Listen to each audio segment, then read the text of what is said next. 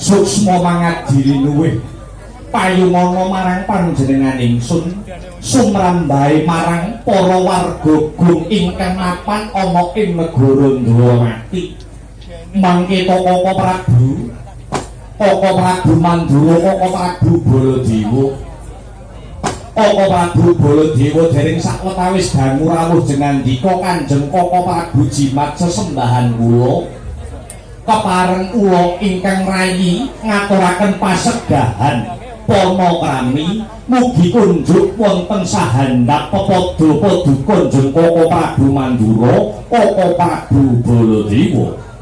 Wih lakalah jagat dewa Bathara ya jagat pangestu Ngara Patik Indrajala dilaku. Iya Kanjeng Prabu iya. Akarya bombong penggalihipun Kakang bareng pun Kakang nampa timbalane kadang para siyadi ing negara Ndrawamati. Asung pasedahaning Kyai Prabu Rusnak tampa akarya suka marwata suka penggalihipun Kakang Mandura Prabu Baladewa. Ora liwat uja pangestawanipun Kakang ing Mandura tumanduka marang Yayi Danardana.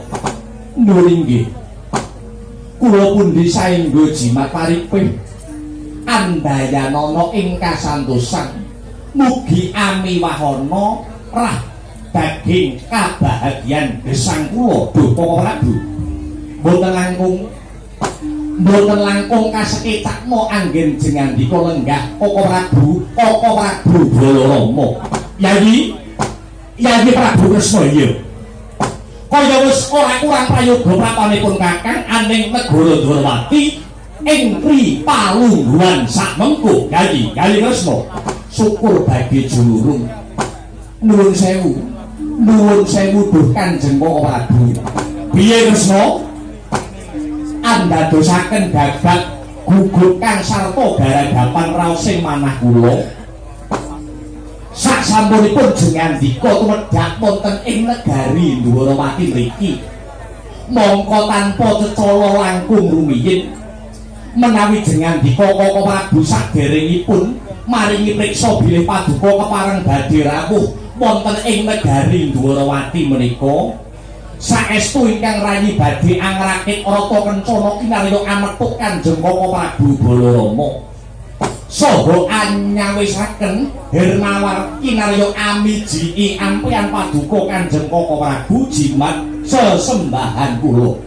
Kresna kula wonten dawuh Dunjen Koko Prabu. Nadyan nembe kawya sing pangandikanmu prasasat kaya wis tumplak punjen sinundul kuyung. Kaya kejublukan Wukir Sari kalban ing Samudra Madu penggalihipun Kakang Mandura Prabu Baladewa Yayi. Nanging tata upacara kaprajan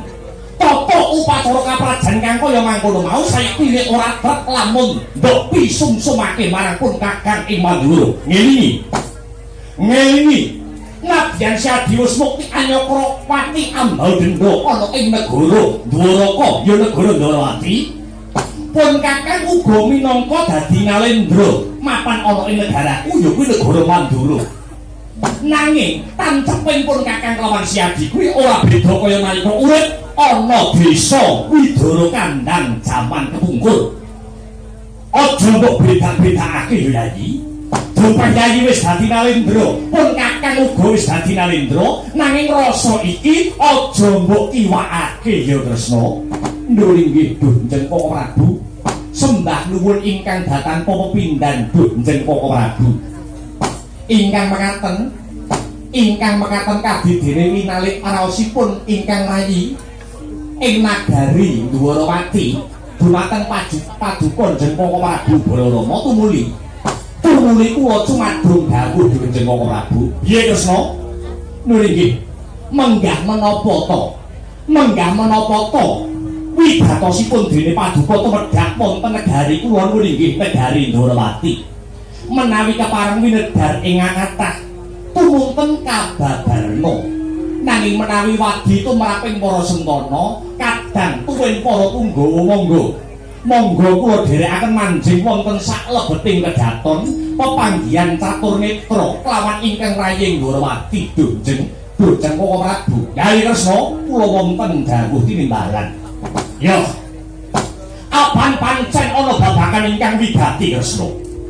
Kang nedyasun babar marang jeneng sira Yayi Kresna. Mula aja nganti tumudungkap. Mula aja nganti tumudungkap panampane Yayi Banardana. Apa mbok keparengake ada mingsek anggone pun Kakang sowan lho nggih kula sumanggaaken paduka Kanjeng Koko Prabu Baladewa. Perkara mangsa ngambrang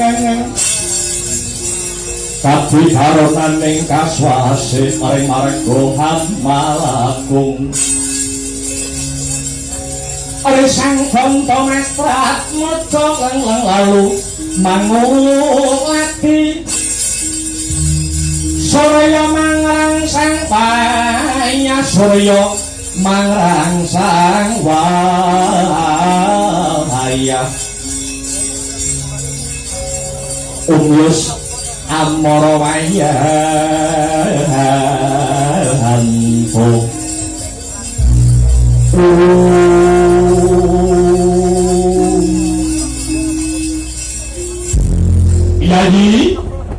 Yayi kadangipun Kakang Yayi Nalendra Ndorowati Yayi Prabu Kresna.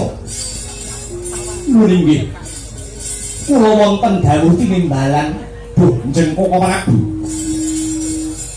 Sakemenipun Kakang pratok ana negaramu negara Ndorowati iki janjane iki mau budalku ora saka negaraku. Budalku ora saka negaraku ya kuwi kraton negara Mandura. Paduka Jeneng Koko Prabu bidhal dhateng negari Ndorowati mboten saking negari Jengandika negari Mandura. Ora. Nanging pun Kakang budhal saka negara Ngastina ya negara Gajahwuya. Nalika samono Yayi Duryudana, Yayi Prabu Duryudana animbali lawan pun Kakang Nalendra Mandura Prabu Baladewa. Supaya sowan ana ing negara Ngastina. Lah, sakusipun Kakang sowan ana negarane Yayi Prabu Duryudana ya kuwi negara Ngastina. Pun Kakang didhawuhi kelawan Yayi Prabu Duryudana supaya nanjihake kabar kang sumebar pawarta kang muswarata. Kabar ingkang sumebar pawarta ingkang sampun warat. Iya Kresna. Pawarta menapa Duka Koko Prabu kula pun Kresna arsa cumadung dawuh. Mangkene.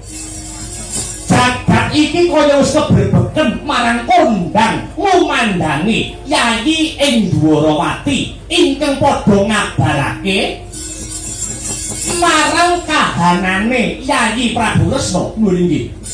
Lajeng perkawis menapa ingkang paduka midhangetaken punika Bonjeng Koko Prabu. Mangkene. Aku arep takon marang Siadi. Apa pancen Kaparanyata? Apa pancen Kaparanyata yen jeneng sira Yayi Kresna kuwi dina sakmengko kagungan putri angkat? Apa pancen bener ing ripalungguhan sakmengko Yayi Kresna kagungan anak angkat? Kresna Naratoba Pangsulana pitakonanipun Kakang iki kanthi prawaca, kanthi gamblang, kanthi prasaja. Aja mbok luwihi, aja kok sudani. Yen pancen iya ya kandhakku iya, yen pancen ora kandhakno ora. Larah-larahe kepriye? Tumulipun Kakang nyadong timbalane Yayi Prabu Kresna ing kraton negara Ndorowati. Koko Prabu piye Kresna? Nur inggih. Apan kepara saestu bilih ing ripalenggahan sakmangke kula menika anggadhahi putri angkat. Dadi kabar kabeh kuwi mau kabar kang bener Kresna. Nuwun inggih lakar kasinggihan Donjeng Koko Prabu. Lho, lah banjur. Lah banjur larah-larahe kepriye Kresna? Larah-larahe kepriye?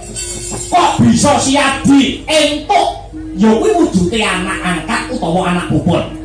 Kamangka tumraping Prabu Baladewa. Tumraping Prabu Baladewa Atmaja Muna kanugrahan saka Hyang Mahanasa.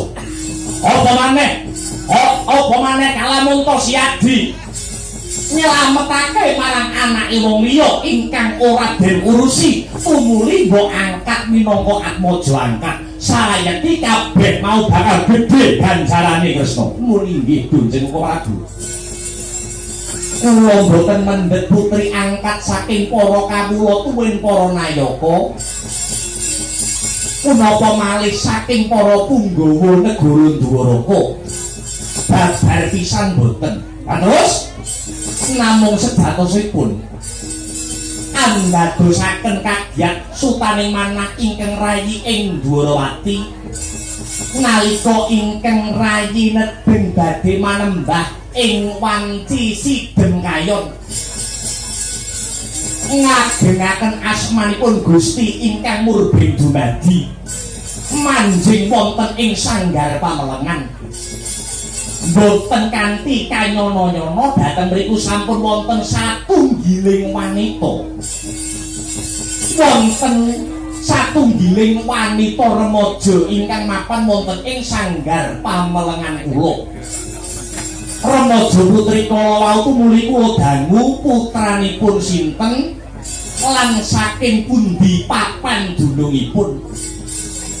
Piyambakipun ugi mboten saged matur. Aturipun remaja putri kala wau kleyang kabur kanginan mendung kebaraten wonten pundi tibanipun inggih dhateng mriku papan dunungipun. Lah karana raos welas kula ingkang rayi Dwarawati tumunten lare menika kula angkat jinejer Atmaja Pupon utawi putri angkat. Lah sakmangke sampun mapan wonten ing negari Dwarawati mriki Donjeng Koko Prabu. Dadi anakmu angkat ing Ripalungguhan iki mapane ana negaramu negara Dwarawati kene Kresna. Nggih sampun Koko Prabu kuwi lah dalah. Lah banjur bocah mau mbok paringi asma sapa Kresna? Nggih. Kondang kawenang wonten pundi kemawon Nalendra Dwarawati kagungan putri angkat ingkang nami Endang Lara Temon Koko Prabu. Kuwi lah dalah. Endang Lara Temon lakar kados mekaten. Nuwun sewu. Kok nitik saking lekering Wadana Jaiting Netra kang sarta tepunging mimba. Kadhi wonten babakan ingkang badhe kababar dumateng Yayi Prabu ing Dwarawati. Lah iki ngene Kresna, iki ngene. Kapasang ing Yogyakarta tujuhe ngenu Kresna. Satemunipun kakang iki ora mung arepe mundhut priksa.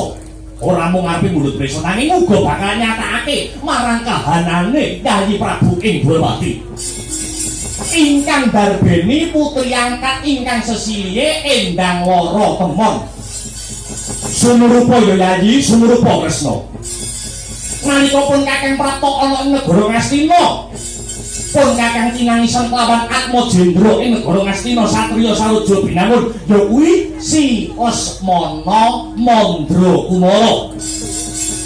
Kang nalika semana tak bangu gandrung-gandrung kepraung kelawan putri ing negara Dwarawati ingkang sesilihe Endang Lara Temon.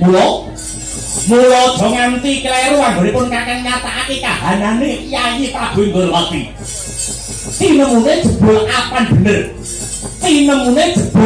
bener kalamun Siadi kagungan putri angkat ingkang sesilihe Endang Lara Temon Kresna. Nuwun inggih kasinggihan mekaten Donjeng Koko Prabu. Lah yen pancen wis kaya mangkono.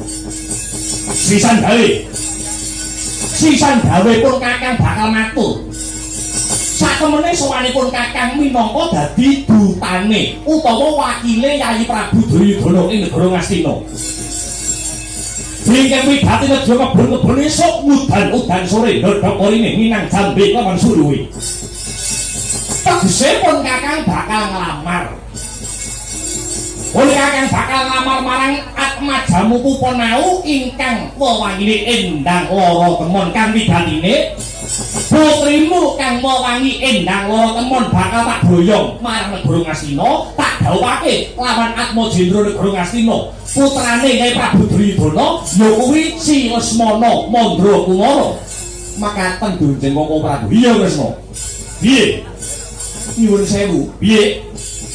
Atmaja kula endang lara temon badhe dipun dhawuhaken kaliyan satriya saruja binangun nun inggih pun Si Lesmana Mandrakumara. Pancen apan bener kandhangmu. Mesakno ya Yayi. Mesakno kahanane Si Lesmana. Senadyan to Lesmana kuwi anak ratu nanging kedulungan sial sebel. Uripe ora kedulungan bejo babar belas. Wis marambah makaping Lesmana kuwi gaya wujuding putri, ora ngomongake putri Satrya, putri Brahmana, yang putri Nalendra. Ning tansah gagar wigar datan pokarya, mula kudine iki Kresna. Mula wektu dina iki neng-nengo atine anakmu ya isi Lesmana Mandrakumara. Ing ripalungguhan iki pun Kakang minangka wakile Yayi Prabu Duryudana negara Ngastina bakal boyong Atmaja puponmu si endang lara temon ingkang wigati bakal tak boyong makan ana ing negara Ngastina. Tak jawabake lawan putra Ngastina ya Si Lesmana Mandrakumara. Kresna.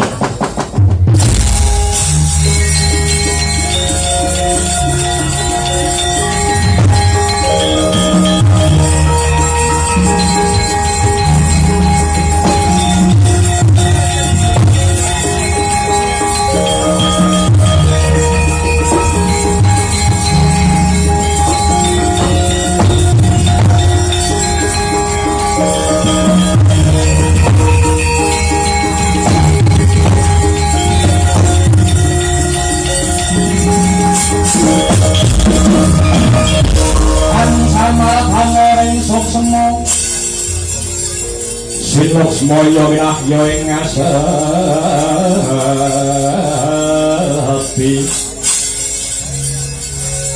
sinimpang talang ing kalbu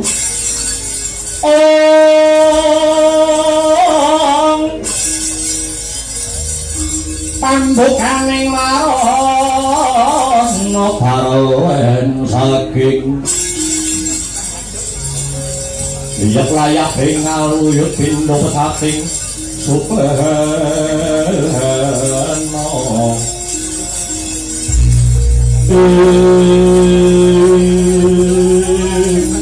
mau kok nalika samono didemagani Pasiwakan negari Ndrawati bareng rampung dinyawawan pangandikan Nalendra ing Mandura dalah Nalendra ing negari Ndrawati.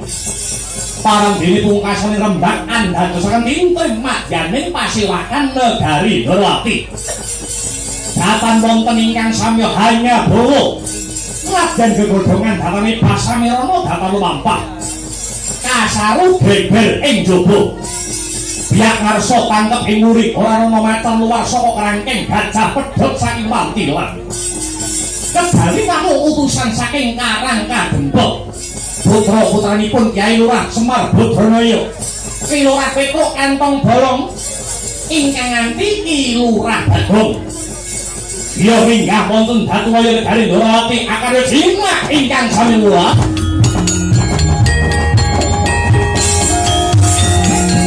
Mati kawan sabdo orang langsung